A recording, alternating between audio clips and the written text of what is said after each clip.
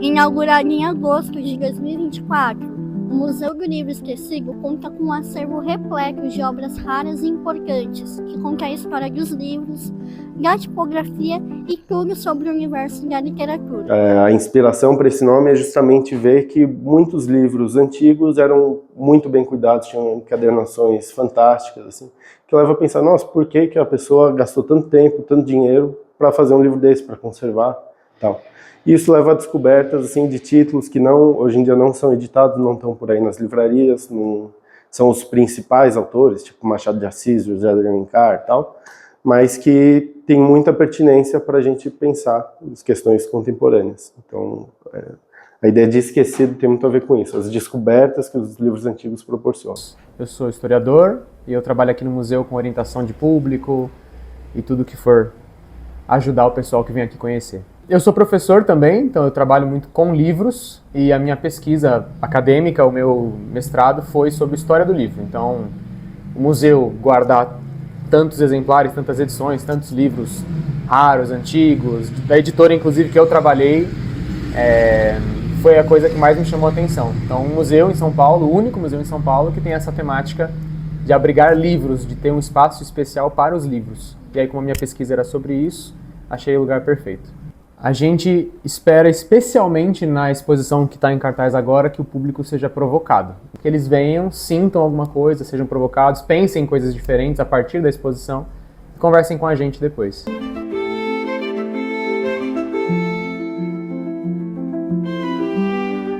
O museu fica aberto para visitação todos os finais de semana, das 10 às 17. E caso você tenha ficado interessado, acompanhe um pouco do tour que nós fizemos pelo museu. Aqui a gente expõe em duas vitrines alguns livros relacionados ao Felisberto Ranzini. O primeiro é um estudo das fachadas arquitetônicas do Brasil. Então ele procurava conciliar aquilo que ele via em termos de arquitetura no Brasil com aquilo que ele já conhecia das correntes europeias. E aqui ao lado um livro com uma série de reproduções de aquarelas que ele pintava. Ou seja, além de arquiteto, ele era pintor de aquarelas também, mas não só aquarelas, pintava óleo sobre tela. Vocês podem observar na parede esses dois quadros, especialmente, que foram pintados por ele. Não estavam aqui na casa, estavam dispersos, o museu adquiriu, restaurou, e atualmente a gente procura saber qual a identidade dessa personagem feminina. Porque a gente já sabe que o garoto era o filho único dele, o filho Otávio. E o quadro ao lado, pequenininho, não é do Felisberto Ranzini, mas está aqui nessa sala porque é uma paisagem antiga, por volta da década de 40, 50, da Rua do Gasômetro. Então, para evocar essa localização do museu, que está bem no centro. Aqui a gente traz uma espécie de introdução para todas as exposições, que é esse texto, A Coleção e o Tempo, a partir desse objeto um pouco diferente, que é uma gaiola, um tamanho muito grande. Então a gente diz no texto da efemeridade das coleções, de qualquer objeto, fazendo analogia com um passarinho. Mesmo que a gente tenta prender um animal dentro de uma gaiola, ele pode escapar e principalmente um dia ele vai morrer. Mesma coisa acontece com os objetos, por mais que a gente faça todos os esforços, isso nunca é uma tarefa que é feita de forma perfeita, porque o tempo é implacável, tudo está destinado a perecer. Mas isso não é motivo para a gente desistir de tentar conservar as coisas. Então, a exposição se chama O Triunfo da Vaidade, Matias Aires e Suas Reflexões. Matias Aires foi o primeiro filósofo brasileiro, viveu aqui em São Paulo, inclusive, depois se mudou para Portugal e passou o restante da vida em Portugal. Publicou seu livro chamado Reflexões sobre a Vaidade dos Homens, que é uma reflexão muito crua, muito pessimista, digamos assim, sobre a condição humana. No entanto, ele apresenta reflexões que têm muita pertinência para os dias de hoje. Como se portar na sociedade, como se portar consigo mesmo com relação à vaidade, que ele diz domina tudo. Então a gente procurou trazer a partir do Matias Aires essa reflexão. Vocês vão ver que ao longo da exposição a gente passa por outros autores também. Aqui na primeira vitrine a gente traz algumas das primeiras edições do Matias Aires. O livro dele foi publicado pela primeira vez em 1752 e a gente traz todas as 4 edições do século XVIII que foram publicadas. Essa é a primeiríssima. Ele tem um livro póstumo que se chama Problema de Arquitetura Civil. A primeira edição desse livro é de 1770, Matias Aires já estava morto, e essa edição que a gente traz para a exposição é de 1778. O interessante desse livro é que é o primeiro livro em português a falar do efeito dos terremotos nos edifícios.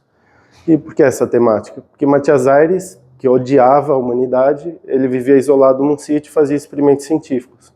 Então fazia experimentos de química e também pensava sobre arquitetura. Enfim, é um livro pioneiro também do nosso Matias Aires. Para essa parte da história do livro, a partir de uma das tipografias que publicou as primeiras edições do Matias Aires, a tipografia rolandiana. Então a gente traz algumas obras desse editor, que foram editadas por ele, no século XVIII, Francisco Roland. E por que ele foi escolhido? Porque ele teve uma atuação muito ativa como editor. Ele não só publicava, comprava os direitos da obra e publicava os livros.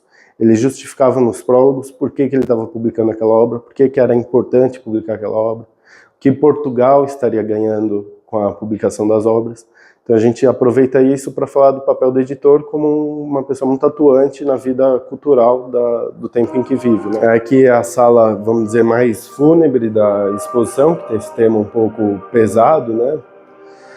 A gente traz a comparação entre duas gravuras.